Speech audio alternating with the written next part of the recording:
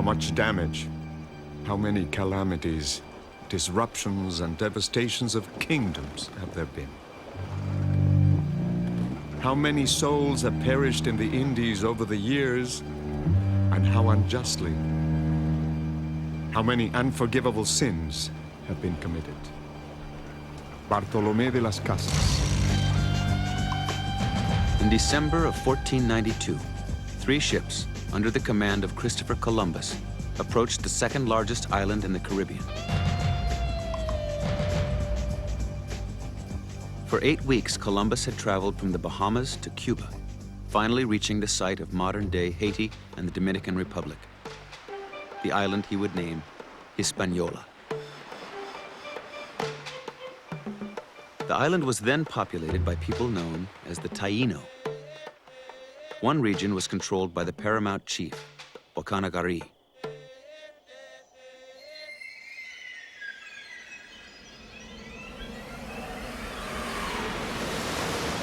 On Christmas Eve, while coasting along the shore, Columbus's flagship, the Santa Maria, ran aground.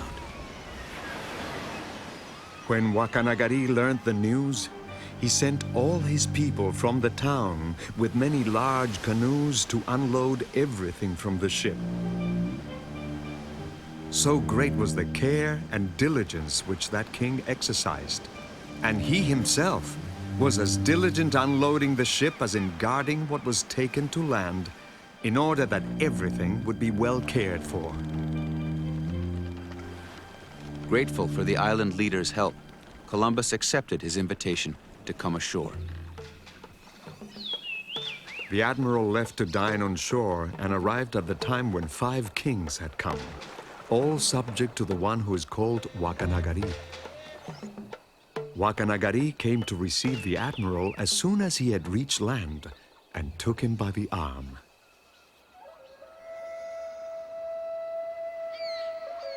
Columbus was immediately struck by the beauty of Taino life. The king observes a very wonderful estate in such a dignified manner that it is a pleasure to see. Neither better people nor land can there be. The houses and the villages are so pretty. They love their neighbors as themselves. And they have the sweetest speech in the world. And they're gentle, and they're always laughing. Christopher Columbus. As a token of gratitude for the rescue of his men and supplies, Columbus presented Wakanagari with a red cape, a prestigious item among the Taino elite. In return, Wakanagari gave Columbus a golden tiara he wore on his head. To Wakanagari, it was a fair exchange, a gesture of mutual respect and recognition, the opening of trade between equals. To Columbus, it was a crown, a symbol of authority. Wakanagari was surrendering his lands and people to Spain. But Columbus was not simply looking to rule people. He saw something much more valuable to his future. He saw gold, the prize he could take back to his sponsors in Europe.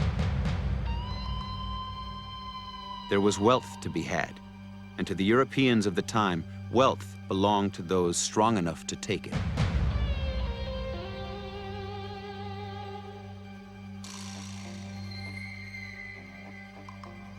Now, I have ordered my men to build a tower and a fort. Not that I believe it to be necessary, for it is obvious that with these men that I bring, I could subdue all of this island, since the people are naked and without arms. But it is right that this tower be made, so that with love and fear, they will obey.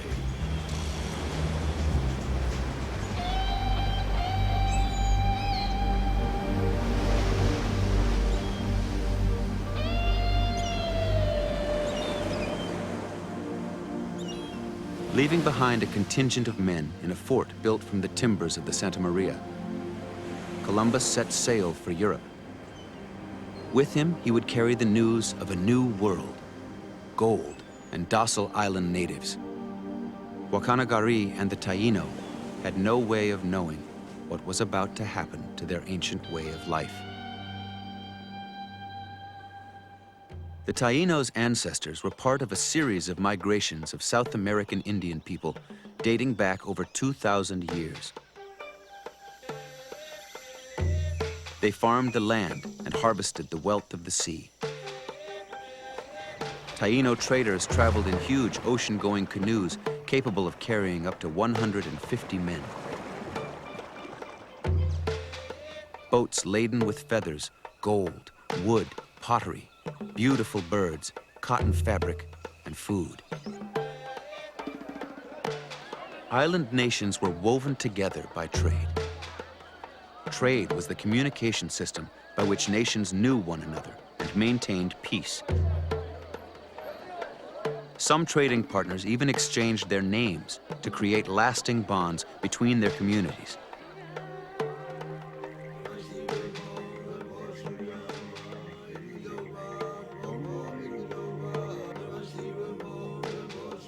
By the time of contact, there were well over 1 million people living in the Caribbean. Local community leaders were subject to powerful regional leaders like Wakanagari, who controlled trade with large personal fleets and warehouses of commodities. Into this world, Columbus returned in November 1493 with a military flotilla of 17 ships. Under his command were armor-clad soldiers, mounted cavalry, attack dogs, and guns. The Spanish conquest of the Caribbean began. Gold mines were opened, and the Taino were enslaved, forced to mine the ore. A Spanish priest, Bartolomé de las Casas, who accompanied Columbus on his second voyage, spoke out against the cruel treatment of the Taino people. It is not possible to recount the 100th part of what I have seen with my own eyes. A man had need to have a body of iron to undergo the labor they endure in getting gold out of the mines. They must delve and search 100 times over in the inner parts of the mountains till they dig them down from top to bottom. They must work the very rocks hollow. Bartolomé de las Casas. Epidemics and famine swept the island.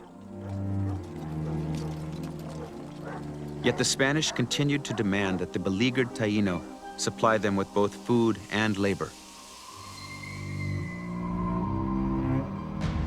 Garrisons were strung across the island to fortify the gold fields. When resistance sprang up, Columbus sent out military units to terrorize towns into submission.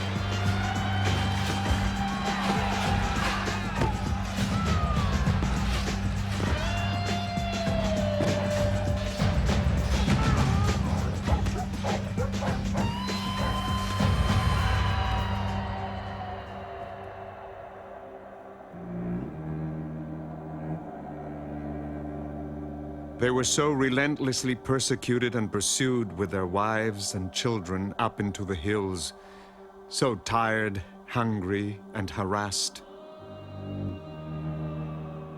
And there went with them disease, death, and misery, just as if they had been killed in the wars. They died of hunger and sickness that surrounded them, and the fatigue and oppression that followed. After 1496, no more than a third remained of the multitudes that had been on the island.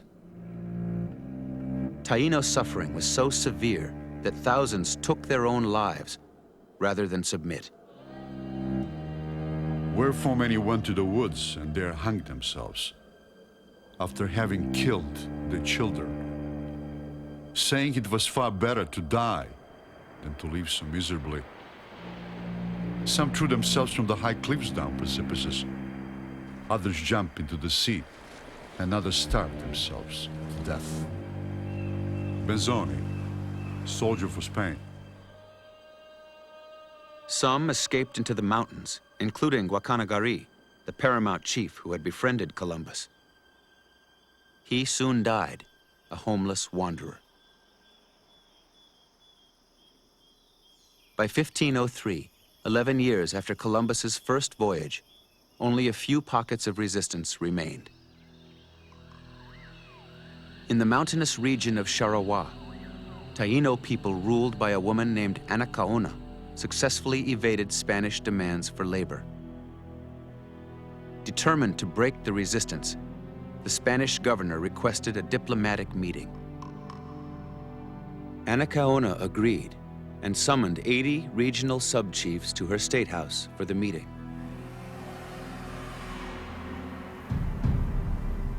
When the 80 leaders were gathered inside, the governor gave a signal and the thatched state house was set on fire.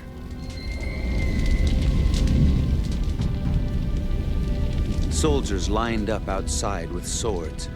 Taino leaders who did not burn were killed as they fled the blaze. Anacaona was spared, only to be later executed by hanging. In the aftermath of the bloody carnage, a little boy stood among the ashes and smoke beside the charred remains of his father. A boy whose name the Spanish would come to remember well, Enrique.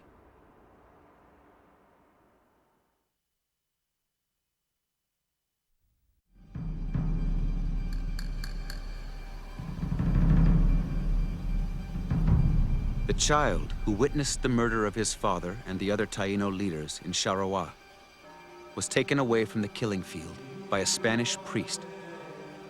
He was placed in the care of missionaries and baptized Enrique.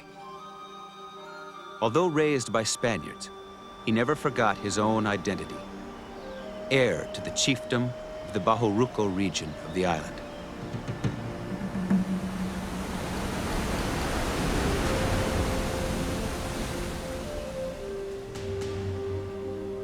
Enrique was a tall and graceful man with a well-proportioned body. His face was neither handsome nor ugly, but that of a serious and stern man. He married a native, a woman of excellent and noble lineage, named Doña Lucia, Bartolomé de las Casas. The Spanish government created a labor grant system under which individual Spanish landholders were given village populations to use as forced labor. Enrique, his wife, and his people were turned over to a debauched young Spaniard named Valenzuela. They were at his mercy. The priest, Las Casas, protested. In a more just world, Enrique would have been the master. Valenzuela viewed Enriquillo as a slave and valued him less than manure in the street. Enrique complied with Valenzuela's tyrannical demands, for which he was rewarded with regular beatings and robbed of his last remaining possessions. His many appeals to Spanish authorities fell on deaf ears. When Valenzuela raped his wife, Enrique reached his breaking point.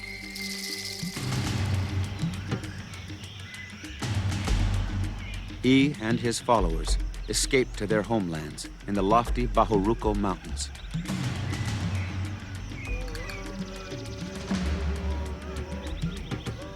The Spanish came to call him the rebel Enrique, and those who followed him were termed rebels and insurgents. Although in truth they were not rebelling, but only fleeing from their cruel enemies who were misusing and destroying them, just as a cow or an ox tries to escape from the slaughterhouse. Bartolomé de las Casas. Enrique organized his people. Women, children, and elderly were sent into caves high in the mountains, where they raised chickens and cultivated gardens to feed the resistance army. Scouts were posted on every crag and pass. Heavy boulders rolled into place above the footpaths. Enrique instructed his men to fight only in self-defense, to kill Spaniards only in the course of battle, and otherwise to simply deprive them of their arms. At first, the Spanish army was confident they would quickly crush the Taino resistance. But Enrique's people, armed only with spears, iron spikes, fish bones, and bows and arrows, fought with fierce determination against the Spanish and their sophisticated arms. Time after time, they forced the enemy to retreat. During one fierce battle, Valenzuela himself was captured. But even this mortal enemy's life would be spared. Enrique ordered him released. As word of Enrique's victories spread across the island, many Taino fled to his refuge and joined the fight for freedom. His legend grew. It was said that Enrique never slept at night, that he himself patrolled the village until dawn. For over a decade, he fought Spain to a standstill. Finally, unable to defeat the guerrillas on their own territory, an exhausted and humiliated Spanish government made overtures of peace. I know the Spanish very well, because they killed my father and grandfather and all the people of the kingdom of Sharawa, and reduced the population of the entire island of Hispaniola.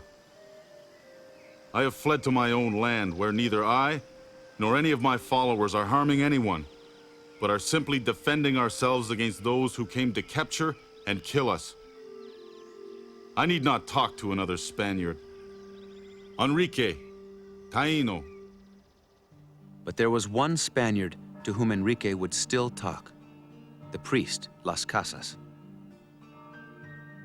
After many years spent demanding the king act to stop Spanish atrocities in the New World, Las Casas had been officially designated protector of the Indians. He now sought out Enrique in his mountain stronghold. 2 months later, Las Casas and Enrique appeared before Spanish authorities and negotiated a truce. 14 years after it began, the rebellion came to an end, but only after the Spanish agreed to guarantee freedom for Enrique's people.